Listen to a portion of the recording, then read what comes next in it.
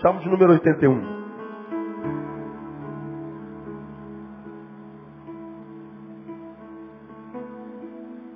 Eu vou explicar a você porque eu vou ministrar essa palavra hoje.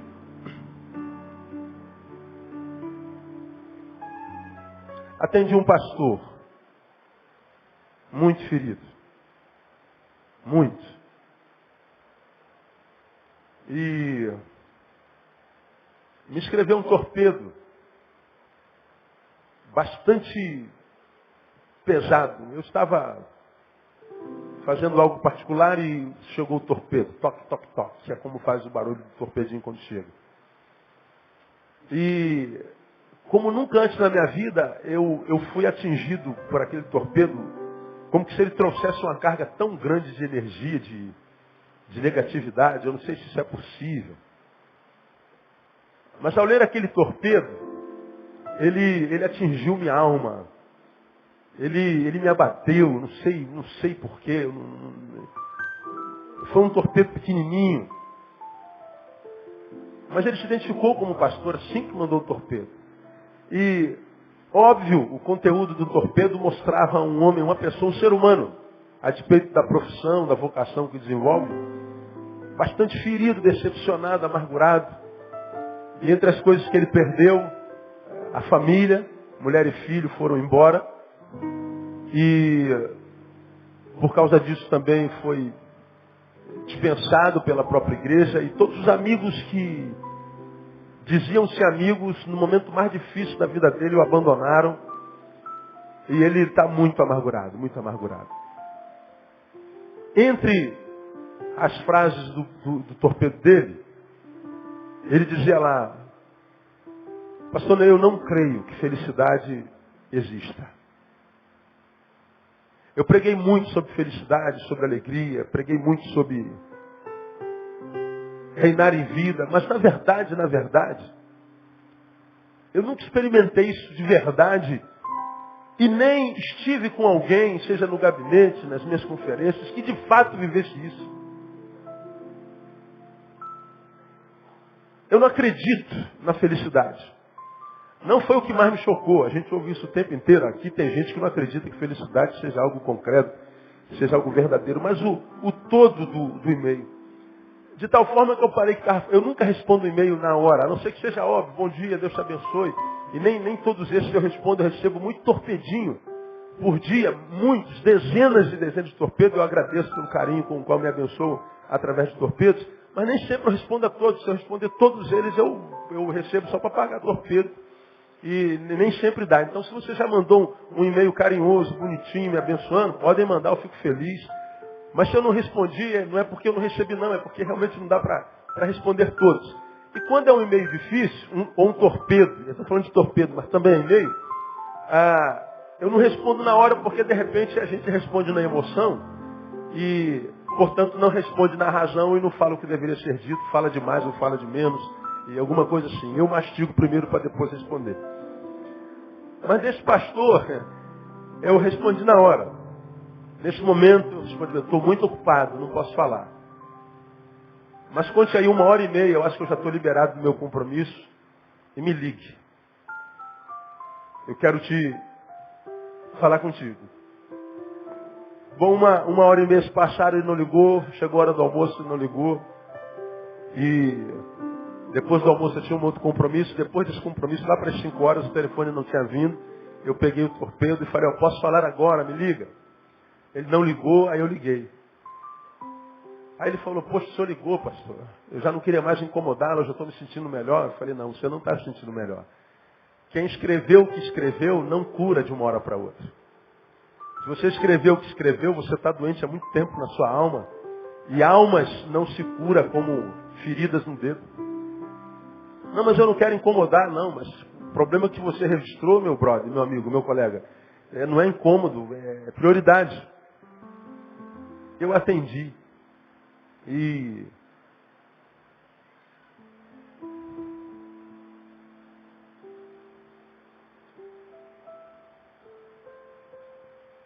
é impressionante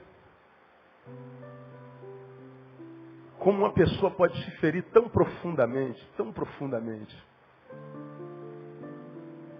De modo a fazer com que, por causa da dor, ele seja completamente desconfigurado na sua essência.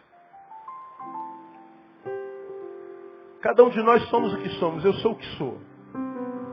Mas há dores que muitas vezes vêm a nós, que são tão profundas, que a gente é tão desconfigurado, como se nós fôssemos um programa de computador, entrasse um vírus, e tudo aquilo que estava salvo no nosso HD se perde. E às vezes o vírus é tão poderoso que a gente tem que jogar o computador fora. Até no minuto anterior, o computador era a minha ferramenta de trabalho, era meu contato com o mundo. O computador é o arquétipo da globalização. Era o meu contato com o exterior, era a minha razão de viver. Entrou um vírus, isso que era tudo que eu tinha, eu jogo fora. E me vejo isolado, desconfigurado, arrebentado, morto em vida, zumbizado. E a esperança que eu tinha vai, a fé que eu tinha vai, os amigos que eu tinha também foram, a família que eu tinha vai também. Não sobra nada, nem eu. Nem o que nós somos sobra, não sobra nada, sobra casca. Se bater assim, ó, não tem mais nada dentro. E a gente vê uma história de 20, 30 anos sendo jogada no lixo. E o desesperador é que às vezes é tão profundo que a gente não pode ajudar. A gente tem que ver pessoas se perder. Esse ano eu acompanhei 12 suicídios. Ano difícil. É difícil você ver gente se matando. É difícil você acompanhar os familiares, você chegar numa família e alguém segurar na tua mão e falar assim, pastor, explica esse negócio aí. Como, cara? Como é que você vai tratar de um pastor que tem uma filha única de 17 anos que cortou os 2 pulsos? E que você chega em casa e o corpo dela ainda está lá banhado em sangue. E a mãe abraçada a ela. Uma família que serviu ao Senhor. O que você fala? Como essa mãe vai viver daqui para frente? Como esse pai vai viver? Como?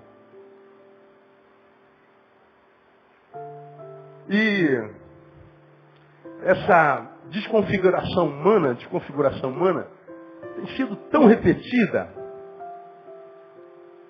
que a gente tende a duvidar da felicidade. Será que ela existe mesmo? Você acredita na existência da felicidade?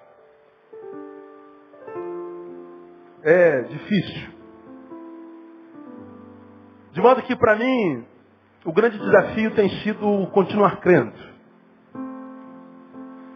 Para mim, o grande desafio é continuar sóbrio, equilibrado nesse tempo de loucura total. Todos nós acompanhamos essa loucura no Rio de Janeiro e nós vimos aqueles homens todos, aquelas dezenas, saindo do cruzeiro, subindo aquele morro, indo para o Alemão, e a câmera mostrando aqueles homens correndo, que aterrorizaram a nossa cidade, e todos eles fugindo. Eu estava assistindo numa determinada casa, e o comentário deve ter sido o mesmo que houve na casa de vocês, ou onde vocês assistiram a filme.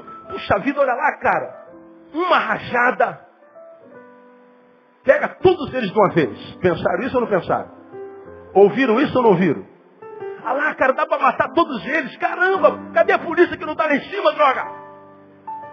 Cadê o helicóptero agora? Uma ponto 30. Cara, eu estou ouvindo aquilo, também pensando. Aí eu me dei por mim, meu Deus, olha o que eu estou pensando, olha o que eles estão falando, cara.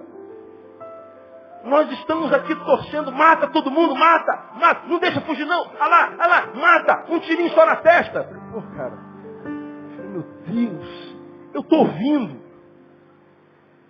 e pensando, eu não tive coragem de verbalizar. Eu falei, meu Deus, olha no que nós estamos nos transformando. Nós estamos desejando a morte com alegria. Ah, mas pastor, estão aterrorizando. É verdade. É verdade. Eu não quero saber o que eles estão fazendo. Eu só quero te mostrar o que está acontecendo com a gente, cara. E mais, nós somos cristãos.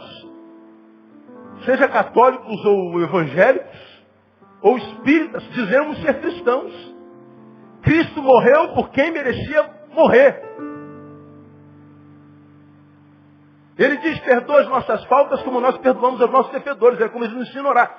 Nós tínhamos, na verdade, que orar por aqueles meninos para que eles fossem alcançados pela graça. Sim ou não? Sim. Mas nós estamos desejando o quê? Que eles morram. Você sabe o que é isso? Doença. Nós estamos sendo desconfigurados. Quando eu me dei por mim, eu falei, meu Deus, olha isso. Eu sou um pregador do Evangelho. Eu prego as boas novas de Jesus. E eu estou aqui. Caraca, meu Deus, cadê os helicópteros? Toda hora tem 200 helicópteros em cima desse morro, mas não tem um helicóptero aqui agora. Dava para pegar todos eles, acabava com todos eles de uma vez só. Eu falei, meu Deus. Vocês conseguem entender o que eu estou querendo dizer? Sim ou não? Pois é, ninguém adoece da noite por dia.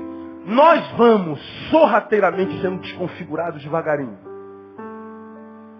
Por se multiplicar a iniquidade, o que vai acontecer? O amor de muitos, o que acontecerá? Esfriará. Ó nós aí. Mata, mata. Ó amor esfriando. Desde quando nós somos assim? Desde quando você deseja a morte de alguém? Foi sempre assim? Duvido. Algum de vocês não aguenta matar uma barata?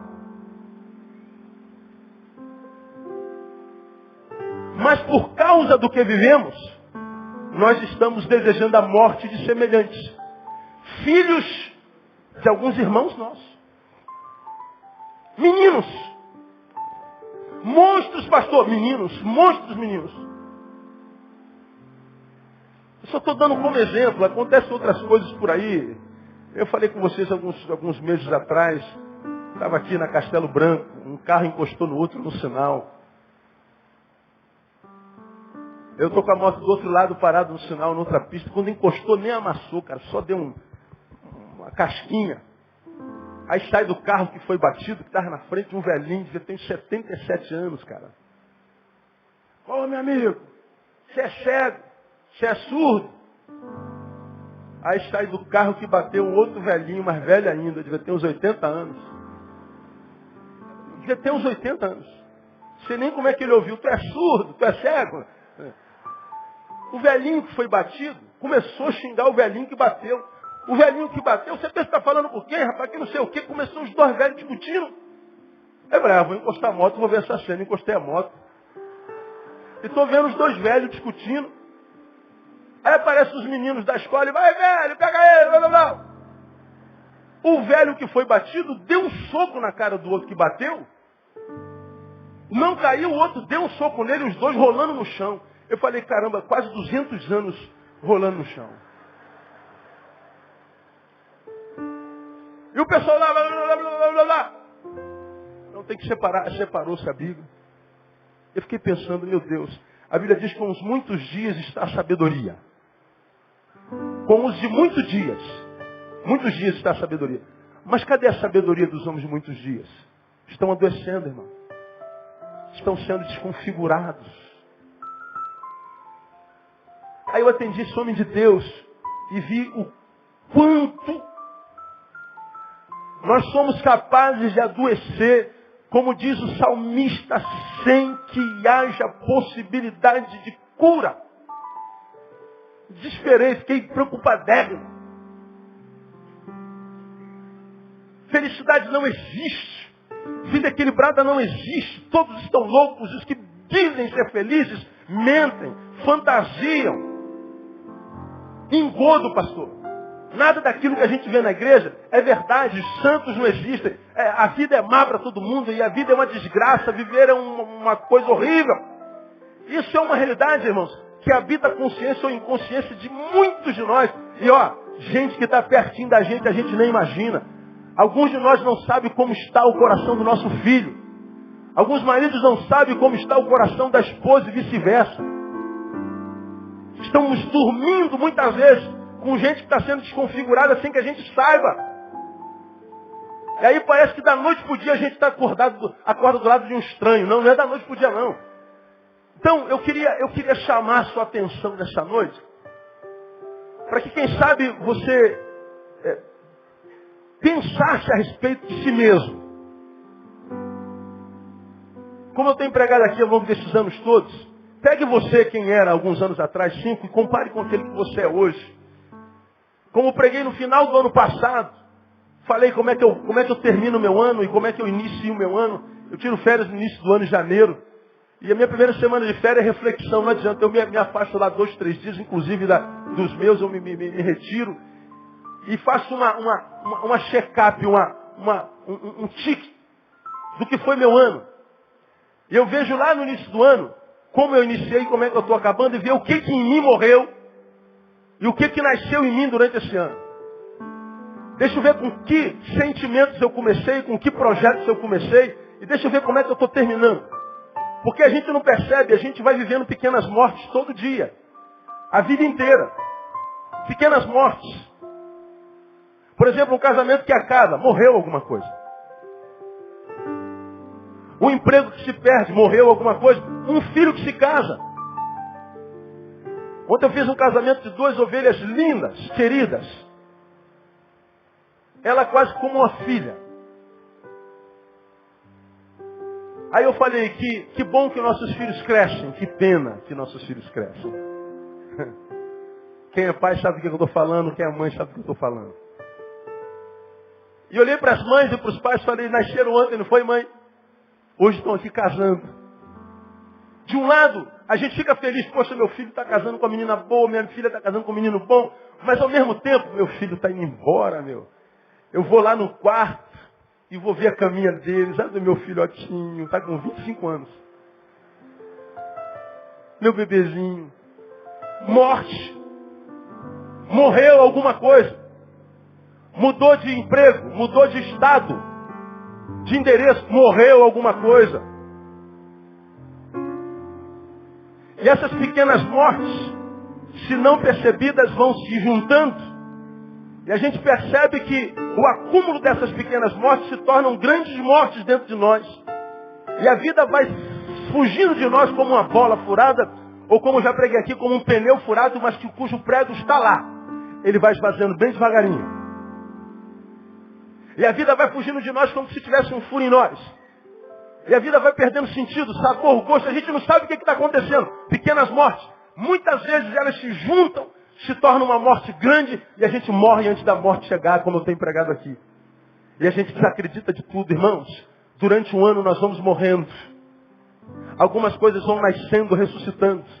E dependendo do acúmulo de nascimentos e mortes, estabelecerá o fim do ano para cada um de nós. Não é difícil viver. Difícil a gente refletir. Difícil a gente pensar nós mesmos. Temos tanta coisa a fazer e pensamos pouco. Então tu pega você no início do ano passado e compara. Nós estamos chegando em dezembro, final do ano. Natal já está aí. Morreu muita coisa em você. Houve muitas perdas significativas. Pois é, temos que aprender a lidar com essas perdas.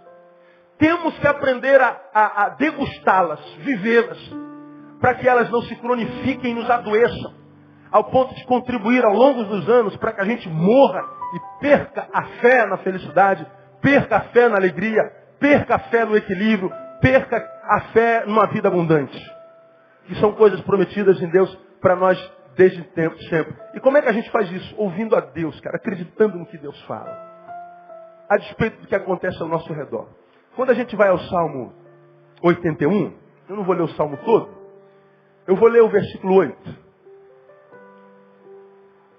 Quero ler com os irmãos o que está escrito aí. Ouve-me, povo meu, e eu te admoestarei, ó Israel, se me escutasses. Não haverá em ti Deus estranho, nem te prostrarás ante um Deus estrangeiro. Eu sou o Senhor teu Deus, que te tirei da terra do Egito. Abre bem a tua boca e eu encherei. Aí no 11 ele diz, mas o meu povo não ouviu a minha voz, e Israel não me quis. Volte comigo para o versículo 8. Leia comigo essas primeiras palavras. Vamos juntos? Ouve-me, povo meu, e eu te admoestarei. Vamos ao 11. Vamos juntos? Mas o meu povo não ouviu a minha voz. 8. Mais uma vez, vamos lá? Ouve-me, povo meu. 11. Mas o meu povo não ouviu a minha voz. Do que Deus está falando? O povo, por alguma razão, deixou de ouvir. A fé vem pelo quê? Ouvir a palavra de Deus. Fé. Vitória que vence o mundo. Pela graça sois salvos por meio da fé. Fé é o que nos capacita a andar, mesmo quando o que a gente vê está contrário. Bom, Gabriel está lá entubado. Essa é a realidade. Essa realidade deveria nos fazer, principalmente os familiares, estarem lá chorando, murmurando, questionando, porque a médica disse, olha, o óbito é uma possibilidade. Mas os avós estão aqui glorificando a Deus. O Felipe está aqui ministrando aos nossos corações com os belíssimos saques que ele tem.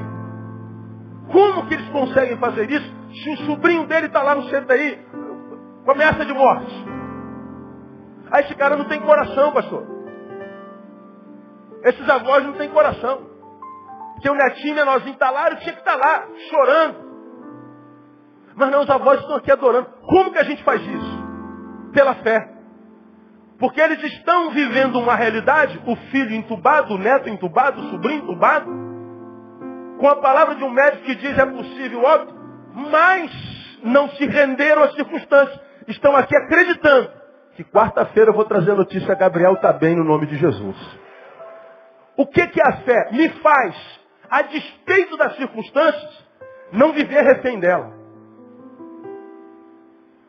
A fé me faz ir além do que eu vejo. A fé me faz transcender as circunstâncias. A fé vem pelo ouvir. Quando é que eu começo a me desconfigurar? Como eu disse desse homem que eu atendi.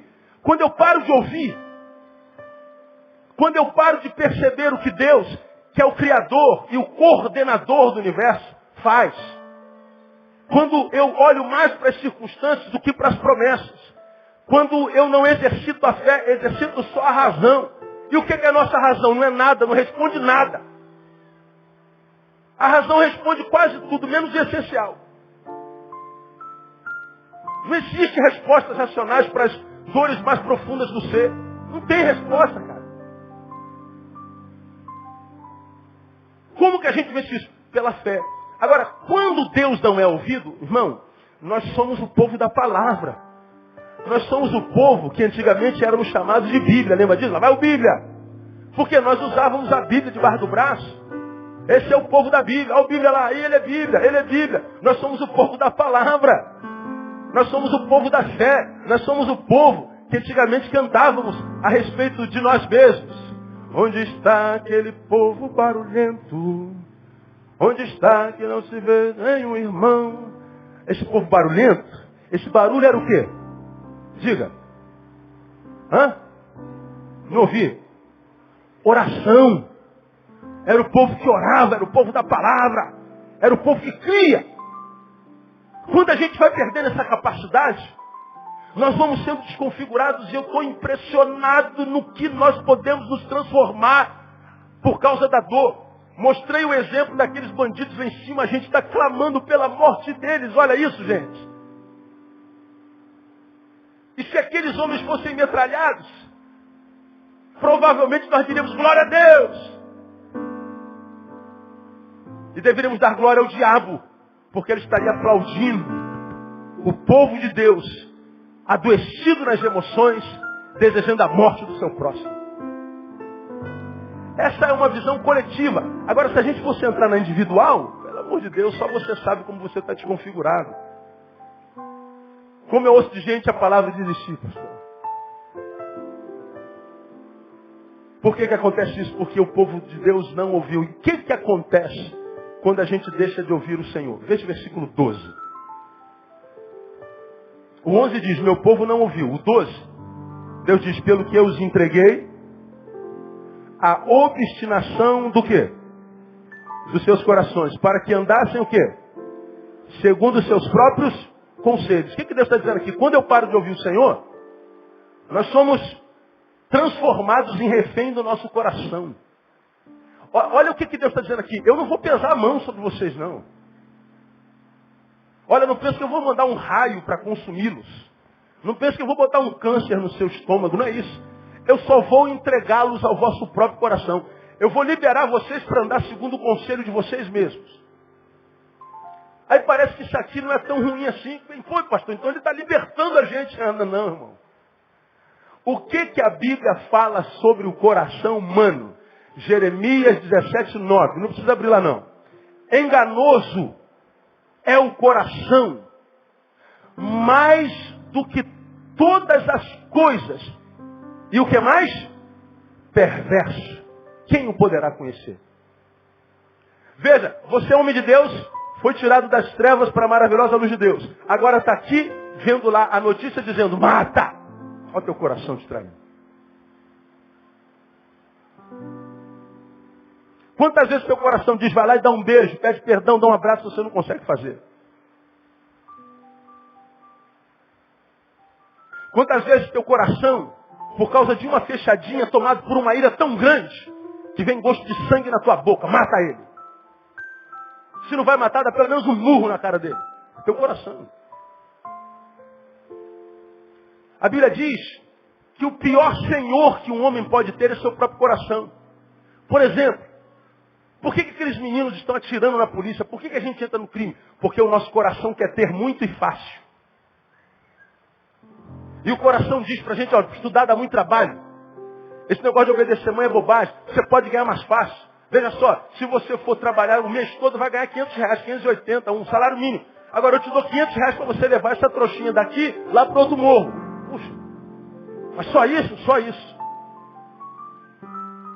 E o coração domina a razão e ele vai ganhar um dinheirinho fácil.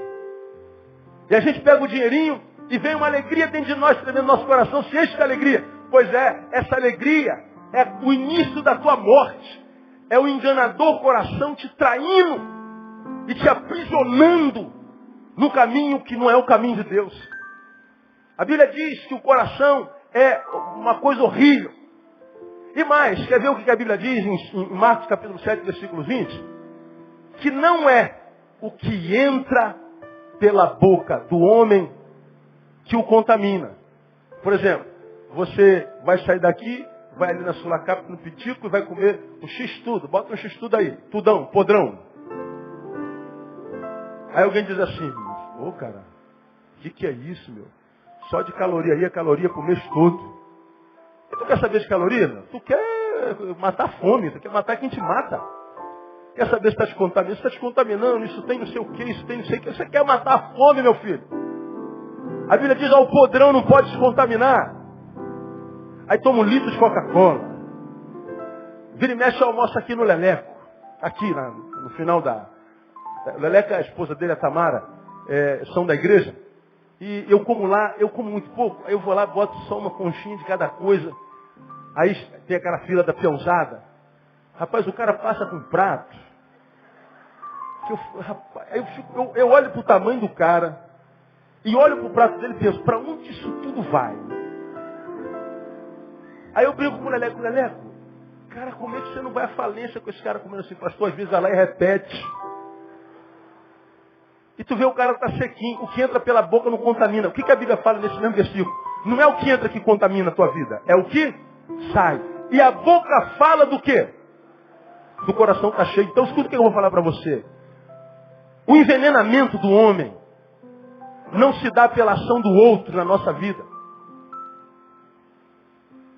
A mulher não envenena por causa daquilo que o marido diz. O marido não é envenenado por causa daquilo que a mulher diz. O filho não é envenenado por causa daquilo que o pai diz. Nem os pais são envenenados por causa do que o filho diz. Não. Porque o que eles jogam sobre nós entram pelo ouvido. O que entra pelo ouvido não é o que contamina. É o que sai pela boca. Alguém faz mal a mim. Legal, todos nós somos alvos do mal. Esse mal me alcança. Muito bem, esse mal que me alcançou, guarda essa dinâmica. Não é poderoso para contaminar, para desconectar-me do caminho de Deus, ou para deformar-me diante de Deus. Agora, como eu vou reagir? A forma como eu vou reagir a isso. Eles fizeram comigo. Sim, dói. Mas não há poder para me contaminar, para me envenenar. Agora, Neil, como é que você vai reagir a isso? Aí eu reajo, abro a boca e vomito. A Bíblia diz, Neil, pois bem, agora você se contaminou. Porque é o que sai da sua boca o que te contamina. O veneno que me mata é produzido por mim mesmo.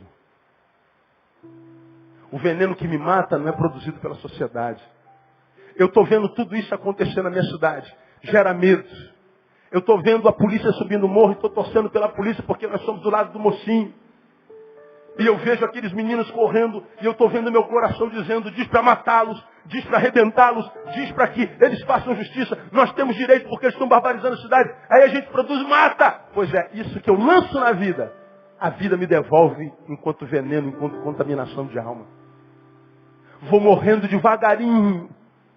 E eu não sei o que está acontecendo comigo, mulher, eu não estou me sentindo bem, eu não sei o que está rolando, minha memória não está funcionando, eu não estou conseguindo dormir direito, eu estou com a pilha tão fraca, meu pavio está tão curto, eu estou tão agressivo, eu não consigo dormir, minha mente não para de pensar, estou com a síndrome do pensamento acelerado, eu não sei o que acontece, eu estou tão nervoso, eu preciso de um remédio. A gente vai adoecendo, a gente não sabe por quê. Por causa daquilo que a gente produz, por causa daquilo que o nosso coração produz. E por que o nosso coração produz? Por causa daquilo que a gente vê. Só que a gente não se conscientiza, irmão, que o nosso coração é que adoece a nossa vida. Aquele homem, eu sentei com ele essa semana e, meu Deus, vômito. 3 horas vomitando, falando coisas ruins, coisas perversas. Eu falei, brother, eu estou escandalizado com você. Por onde que isso tudo entrou? Você está 3 horas vendo só o mal, só a desgraça. E à medida que você pronuncia isso, tudo isso volta para você. A gente vê, irmãos, pessoas refém das suas emoções, fazendo idiotices. Larga uma família de 20 anos para viver um amor de verão. Gente largando o emprego que ele fez tanto sacrifício para adquirir, para entrar numa aventura com um sócio que ele nem conhece. Se arrebenta, depois diz, Deus, não foi Deus, foi teu coração. Irmão, a palavra de Deus para nós nessa noite é o seguinte, cuidado com o teu coração. Nosso coração é perverso. Nosso coração é enganador. Por isso Deus diz, eu não preciso castigá-los, eu só preciso entregá-los ao vosso próprio coração. Eu só preciso entregá-los ao vosso próprio conselho, ao seu diagnóstico. Eu vou deixar vocês serem reféns de si mesmos. E não há pior senhor do que o nosso coração. E muitos acham que fazer o que o coração manda é melhor. O pior castigo que um homem pode receber é a perdição para andar segundo o seu próprio coração. Agora, quando é que isso acontece? Quando a gente não ouve. Essa semana falou muito ao meu coração. Aquela imagem daqueles meninos, eu desejando a morte deles. Eu falei, meu Deus, no que eu estou me transformando? Eu rejeitei a palavra de alguma forma, mesmo que contra a minha vontade. Eu imaginei que isso fosse sacrifício de louvor. Deus, eu abençoe esses meninos, salva alguns. Bom, nós ouvimos hoje de manhã que mais de 50 deles se entregaram. Porque você ouviu lá, ó, é tempo de se entregar. O que eles estão dizendo na verdade? É tempo de morrer. Se não se entregar, já era. Mais de 50 se entregaram. Quem me garante que desses 50 que se entregaram, na prisão não se convertam? Quem me garante que desses 50 que se entregaram não conhecem Jesus na prisão, como aconteceu com Filemão? E não podem se transformar em homens de Deus e abençoar a minha vida e a sua, que desejamos a morte deles? Quem nos garante? Bom, não quero gerar culpa na vida de ninguém. Eu só quero despertá-lo para pensar o quanto a gente pode adoecer, como eu vi um homem doente hoje. Um homem que foi pregador da palavra, que já abençoou milhares de pessoas. O quanto a gente pode ser desconfigurado dentro de nós devagarinho, sem que a gente perceba. Então, quando você perceber, irmão, que o mal está sendo gestado dentro de você, e esse mal está sendo pronunciado pela sua boca, está saindo de você de alguma forma, você está reagindo com agressividade o tempo inteiro, você está reagindo com patada e com palavras o tempo inteiro, você está vendo que você está machucando quem você ama e depois pede perdão, você está vendo que você está se desconfigurando, para, reflete, cuidado com o que sai da tua boca, porque isso que sai volta em vida amaldiçoada para você. Está dando para entender essa palavra, irmão? Está muito difícil. Está dando para entender? Amém ou não? Quantos estão entendendo? Diga, eu estou entendendo, pastor. Pois é. Então diga para o irmão que está do seu lado, cuidado com a tua boca e com o teu coração, irmão.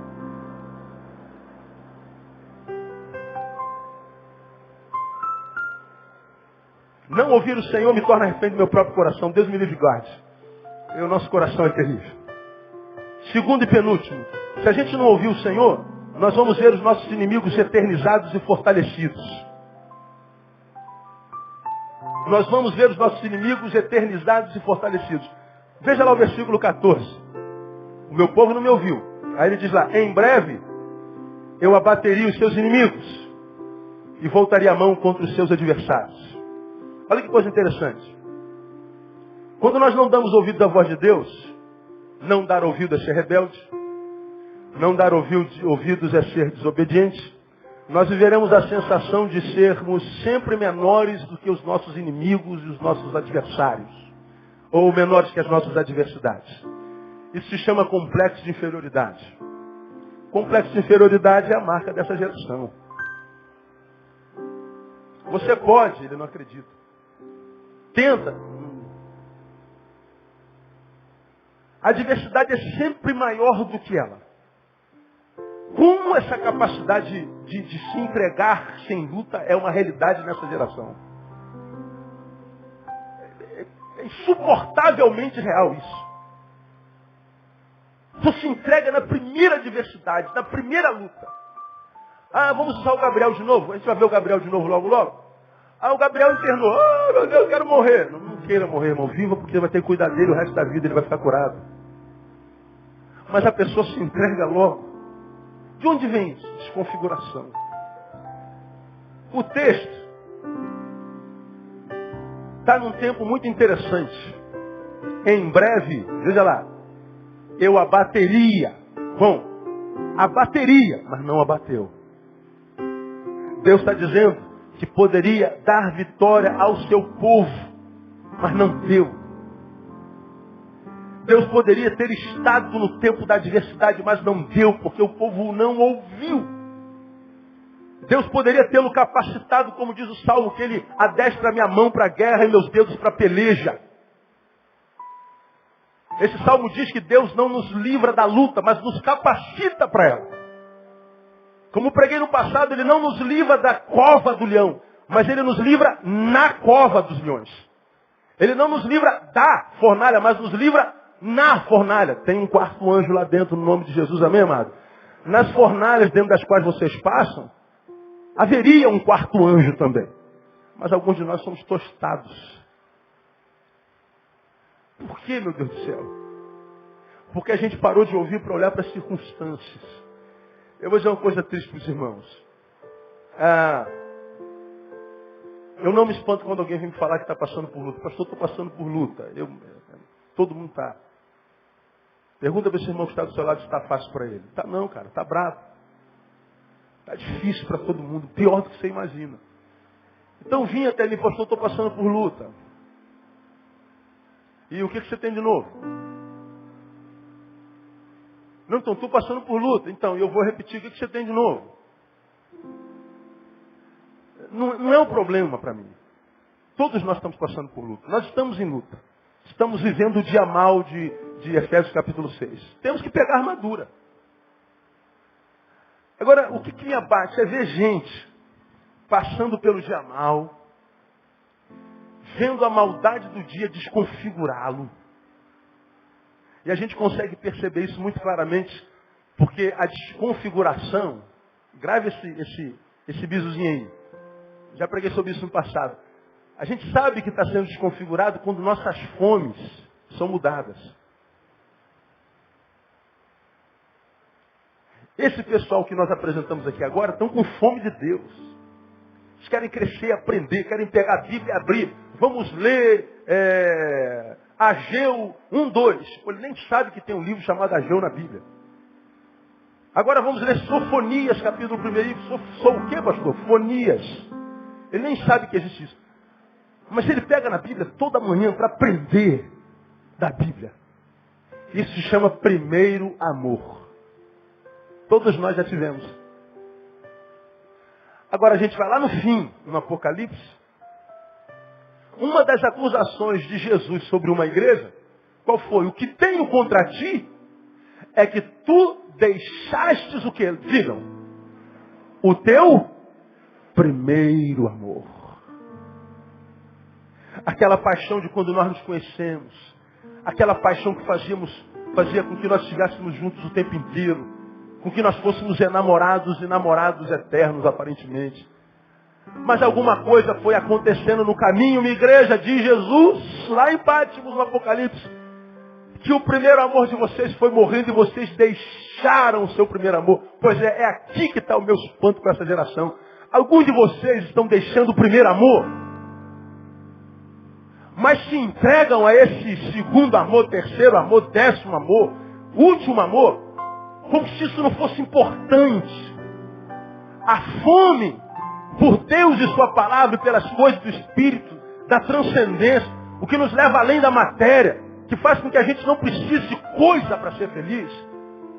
Isso vai morrendo e a gente vai se tornando refém das coisas. Quanto mais você tem, mais você quer receber.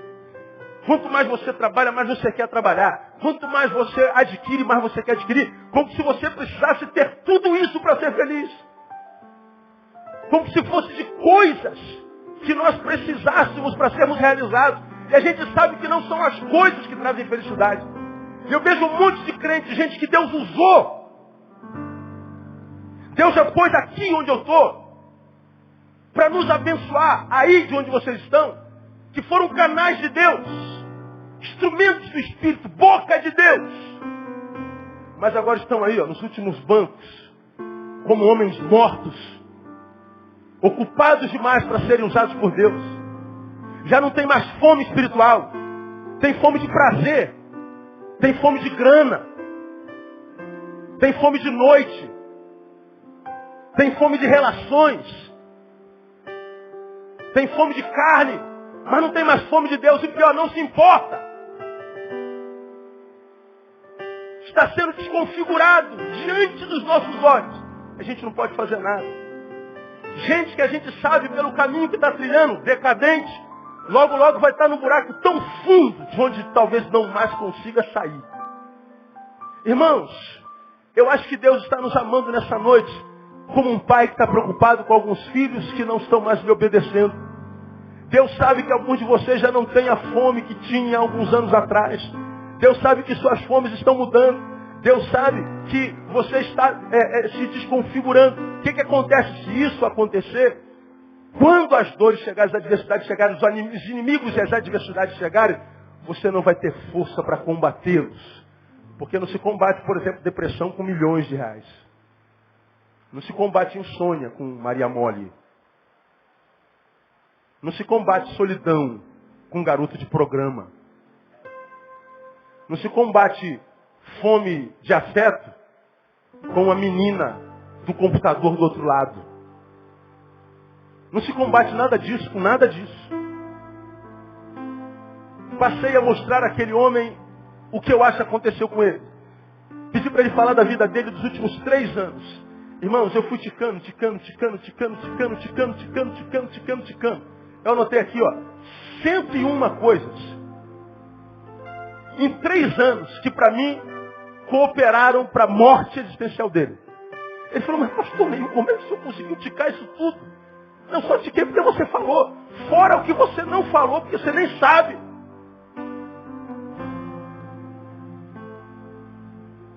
Ele ficou mudo. Falei, pois é, pastor, agora daqui para frente é você e Deus. Ou você tira a força, não sei de onde, para voltar a ser quem você era, para tentar melhorar de vida, ou você vai de mal a pior. E se entregar não resolve o problema. Então, onde vocês estão aqui, irmãos, se Deus está dando essa passagem, essa palavra para mim, para pregar para vocês, é porque Deus sabe que alguns de vocês estão sendo desconfigurados. Você não está feliz com o que você é hoje. Você não está satisfeito com a qualidade de vida e de ser humano no qual você se transformou. Alguns de vocês têm saudade do que foram. Alguns de vocês têm saudade do tempo em que Deus passava por dentro de vocês e usava vocês como boca, como braço, como ouvido. Alguns de vocês têm saudade de ser o marido e a esposa que foi, o filho que foi. E não adianta esperar que Deus mude essa situação, porque Deus não faz. Deus nos alerta com a sua palavra para que nós mudemos isso. Agora, se a gente não muda, nossos inimigos vão se perpetuando. E a gente vai ficar só no talvez. Eu abateria, mas não abateu. Ele poderia ter feito, mas não fez. Ele poderia ter livrado, mas não livrou. Por quê? Porque a gente não ouviu. Irmão, ouça o que Deus está te dizendo nessa noite. Deus quer mudar a tua história a partir de agora. Deus quer mudar a tua história, essa história de vergonha. Ele quer transformar em história de dupla honra no nome de Jesus. Dá uma catucada assim no teu irmão e fala assim, irmão, essa palavra é contigo.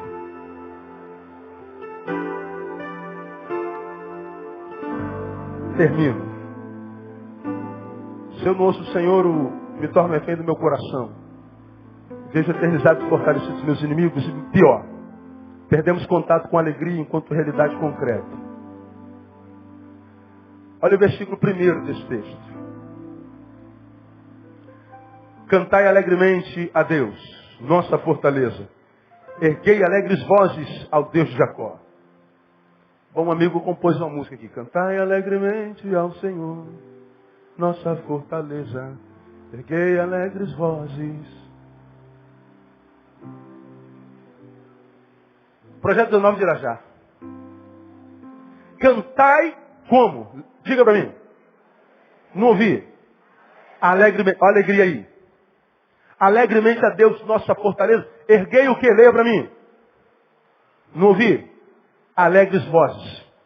O versículo fala de louvor com alegria. Fala de alegres vozes. Agora olha o versículo 4. Pois isto é um estatuto para Israel e uma ordenança do Deus de Jacó. A alegria é um estatuto para Israel e uma ordenança. Ele está dizendo, vocês precisam ser alegres, porque alegria e felicidade é um direito vosso em Jesus. Irmão, escuta o que eu vou lhe falar, você que não acredita mais em felicidade e alegria. Felicidade e alegria é um direito teu. Não é um favor que a vida te faz. Você tem direito de viver uma vida que vale a pena ser vivida. Tem direito de ser feliz. Diga, irmão, você tem direito à felicidade. Diga aí.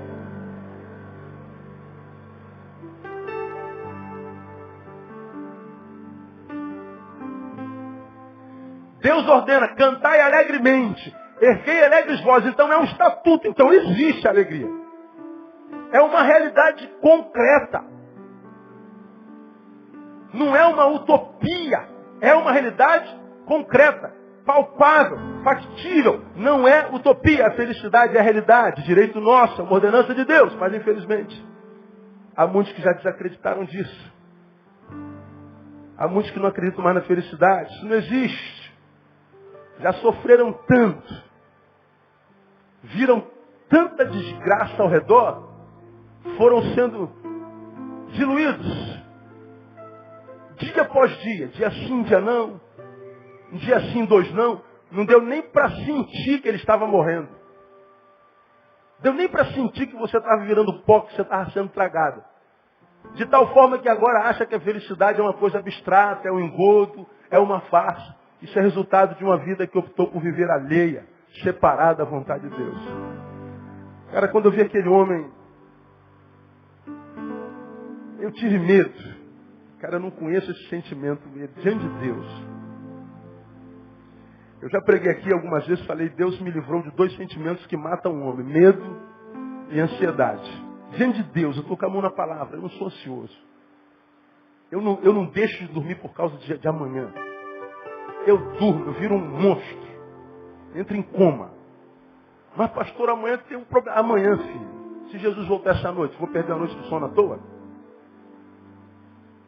Ele diz que abençoa os seus amados enquanto fazem o quê? Dormem. Quem é amado de Deus aqui tem certeza? Então vai dormir, irmão. Não pode fazer nada sobre amanhã. Você vai fazer sobre amanhã? Dorme. Ah, pastor, eu não consigo, problema nosso. Agora a gente passou uma semana sem dormir. Ah, pastor, tem um problema para resolver no dia 15 de dezembro que eu já estou... Ah, cala a boca, irmão. Você está trazendo dia 15 de dezembro, dia 28 de novembro. Não, mas pastor, pelo amor de Deus, são 50 mil que eu tenho que calar a boca, irmão. Pastor, mas é um problema... Teu Deus é maior, cara. Acredita nessa porcaria. Mas a ansiedade não deixa. A gente está trazendo amanhã para cá. Estou com medo. Medo de que se ele diz que peleja por vós? Nessa peleja não tereis que pelejar. Ficai parados, postados, para ver o livramento do Senhor. Então eu não conheço medo nem ansiedade diante de Deus. Agora vira aquele homem. Irmãos, era uma nuvem muito espessa. Aquele homem foi deformado, a imagem dele está transformada. A voz mudou. A forma como fala da vida é com ira. Como fala dos seres humanos é como quem vocifera. Falei, Deus, não há mais nada que você diga que muda aquilo. Falei, meu Deus, esse cara pode ser eu amanhã. E Deus me leva direto a Isaías, a Salmo 81. Meu filho, é porque o meu povo não me ouviu. A alegria é uma realidade.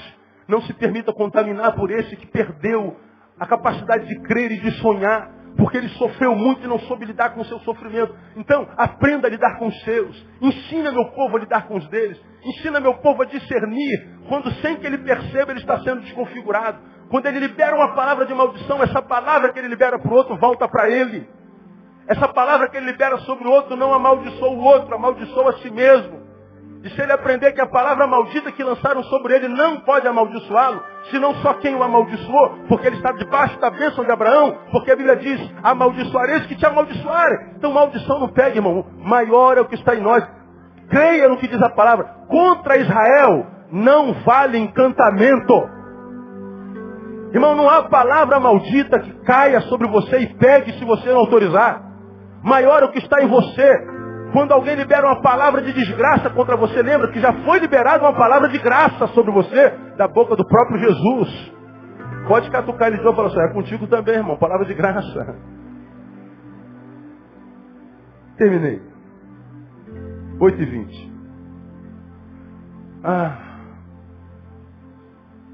Quem pode fazer alguma coisa por você?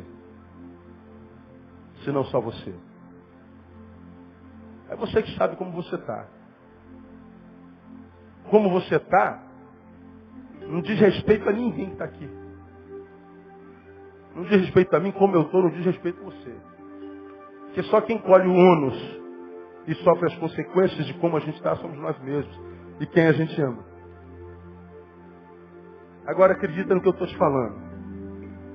Vivemos um tempo que pode gerar tanta doença dentro de nós.